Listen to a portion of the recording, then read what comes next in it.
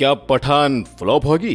दोस्तों, जब से बॉलीवुड किंग शाहरुख खान की फिल्म पठान का ट्रेलर जारी हुआ है, तब से हर तरफ इस फिल्म को लेकर कंट्रोवर्सीज का एक तूफान मच चुका है। जहां एक तरफ फिल्म के ट्रेलर को लेकर फिल्म के नाम तक बेशर्म सॉन्ग से लेकर फिल्म के एक्शन सीन्स तक सिर्फ और सिर्फ तनकीद की जा रही है, वहीं दूसरी जानिब शाहरुख खान के फैंस इस फिल्म का शिद्दत से इंतजार भी कर रहे हैं। दोस्तों, याद रहे कि पठान का ऑफिशियल ट्रेलर अभी तक तकरीबन 50 मिलियंस और इसका मुतनाज़े सॉन्ग बेशर्म अब तक 224 मिलियंस और झूम लू सॉन्ग 130 मिलियंस लोग देख चुके हैं और ये सिर्फ एक महीने के आदादोशुमार है। इससे आप बखूबी अंदाजा लगा सकते हैं कि पठान फिल्म बॉक्स ऑफिस पर किस कदर धूम मचाने वाली है। पठान मूवी में एक जानिब शाहरुख खान है तो दूसरी तरफ उनके मुकाबले में जॉन अब्राहम और दीपिका पादुकोण भी इस फिल्म में एक्शन में नजर आएंगे। दोस्तों, इस मूवी के कुछ डायलॉग्स तो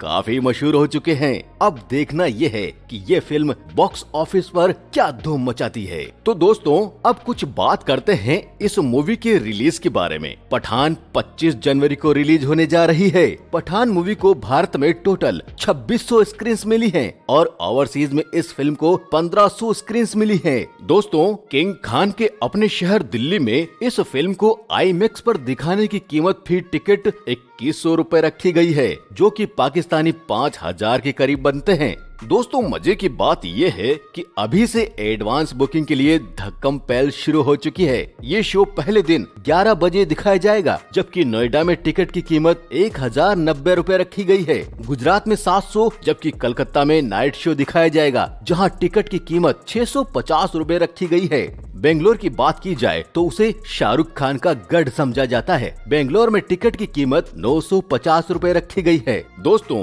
अब अगर इन आदादोशुमार को मिलाकर देखा जाए तो ये अंदाजा लगाना मुश्किल नहीं है कि पठान का पहले दिन का बिजनेस 50 करोड़ के लगभग होगा। पठान ने अगर पहले हफ्ते में यही परफॉर्मेंस बरकरार रखी तो ये मूवी पहले ही हफ्ते में 300 करोड़ का हिस्सा आराम से पार कर जाएगी।